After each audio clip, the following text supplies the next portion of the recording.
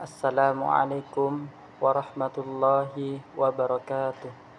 Alhamdulillahirabbil alamin wassalatu wassalamu ala sayyidina Muhammadin wa ala alihi wa sahbihi ajma'in. Amma ba'd. Yang kami ta'zimi Al-Mukarram Kiai Haji Hasan Mutawakkil 'ala Allah selaku pengasuh Pondok Pesantren Zainul Hasan Genggong, yang kami ta'zimi Dr. Abdul Aziz Wahab BAMAG selaku Rektor Universitas Islam Zainul Hasan Genggong, dan yang kami hormati dosen pengampu kami yakni Al-Ustadz Ahmad Soni Irawan MH. Pada kesempatan kali ini kami dari kelompok 6 akan menerangkan tentang tayamum. Tayamum berasal dari akar kata yakni tayammama, yang berarti bermaksud.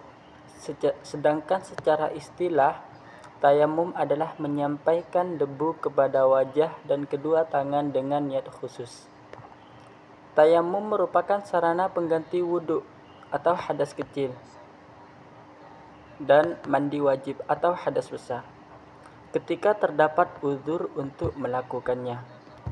Tata cara tayamum untuk kedua hadas tersebut, yakni hadas kecil dan hadas besar, adalah sama. Hanya saja tayamum karena hadas kecil menjadi batal jika terdapat hal-hal yang membatalkan wudhu. Sementara tayamum dari hadas besar tidak batal karena terdapat hal-hal tersebut, tapi menjadi batal jika menemukan air dan mampu menggunakannya. Yang mana firman Allah dalam surat Al-Maidah ayat 6, wa in kuntum marda aw ala safarin aw jaa ahadin minkum minal ghaiti aw lamastumun nisaa falam tajidu ma'an fatayammamu sa'idan tayyiban famsahu biwujuhikum wa aydiyakum min al-ayat. Shadaqallahul azim. Yang artinya, dan jika kamu sakit atau dalam perjalanan atau kembali dari tempat buang air atau menyentuh perempuan, maka jika kamu tidak memperoleh air, maka bertayamumlah dengan debu yang baik atau debu yang suci. Usaplah wajahmu dan tanganmu dengan debu tersebut. Hadis Nabi yakni ju'ilatil ardu kullaha li wa li ummati masjidan wa tahuran, yang artinya semua bumi atau tanah dijadikan untukku dan umatku sebagai masjid dan suci dan menyucikan.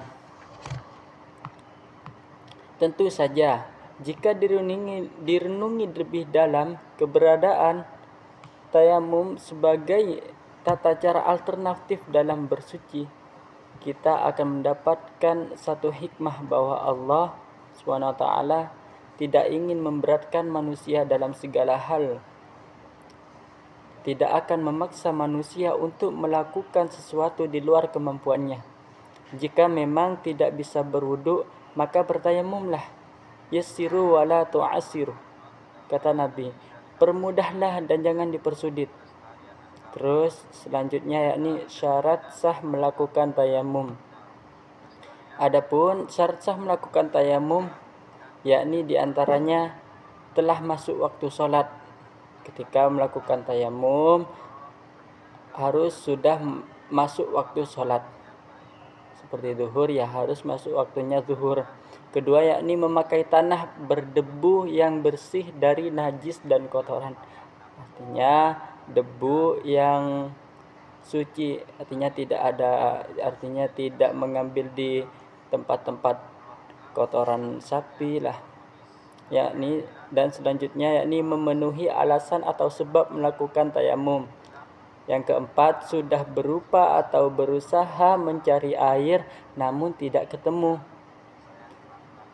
Terus yang kelima, tidak haid maupun nifas bagi perempuan. Dan selanjutnya menghilangkan najis yang melekat pada tubuh. Selanjutnya yakni sebab-sebab diperbolehkan melakukan tayamum. Yang pertama yakni tidak air dan telah berusaha mencarinya tetapi tidak bertemu, maka diperbolehkan tayamum. Selanjutnya berhalangan menggunakan air, misalnya karena sakit. Apabila menggunakan air, sakitnya akan menjadi kambuh, yakni diperbolehkan bertayamum. Atau dalam perjalanan jauh dan juga jumlah air tidak mencukupi karena jumlahnya yang sedikit, atau juga air yang mempunyai suhu atau ada kondisinya mengundang kemudaratan, dan juga air yang ada hanya cukup untuk minum saja, dan lain-lain, masih banyak. Selanjutnya yakni rukun tayamum. Rukun tayamum di sini ada 3, yakni yang pertama niat, yakni untuk dibolehkan melakukan sholat, yakni niat ketika bersamaan dengan mengusap wajah. Kedua yakni mengusap muka dengan debu tanah dengan 2 kali usapan. Yang ketiga yakni mengusap 2 belah tangan hingga siku-siku dengan debu tanah 2 kali. Nah, selanjutnya akan dilanjutkan oleh saudara Muhammad Syahrul Gunawan. Kepadanya kami persilahkan. Baik, saya sebagai presentator yang kedua akan melanjutkan presentator yang pertama, yaitu sunat tayamum. Sunat tayamum yaitu adalah 1, membaca basmalah, bismillahirrahmanirrahim. Yang kedua, mendahulukan anggota yang kanan daripada yang kiri. Ketiga, menipiskan debu. 4, menghadap kiblat. Dan 5, membaca doa ketika selesai tayamum.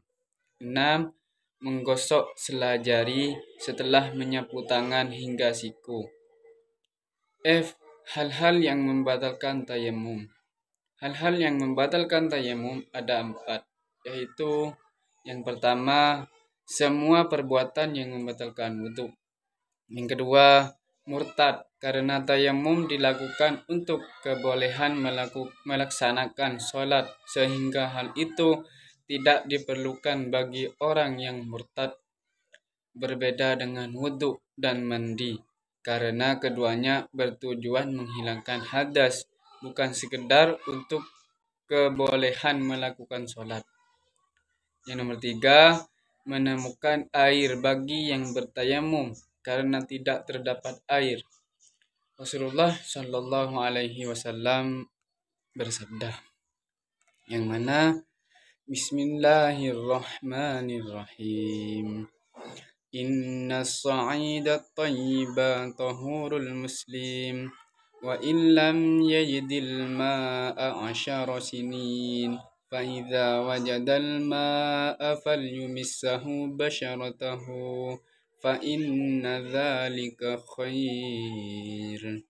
Yang mana artinya, sesungguhnya debu yang baik adalah alat bersesuci bagi seorang muslim, meskipun ia tidak menemukan air selama 10 tahun. Jika ia menemukannya, maka hendaknya ia menyentuhkannya kepada kulitnya, karena itu lebih baik baginya. Hadis riwayat Abu Daud. Jika orang tersebut menemukan air, maka selesai melaksanakan sholat, maka sholatnya sah dan tidak perlu mengulanginya. Begitu pula jika ia menemukannya ketika sudah masuk dalam sholat, maka ia boleh menyempurnakan sholatnya itu. Tapi jika ia membatalkannya lalu melaksanakan sholat dengan berwudu, maka itu lebih afdal, lebih utama.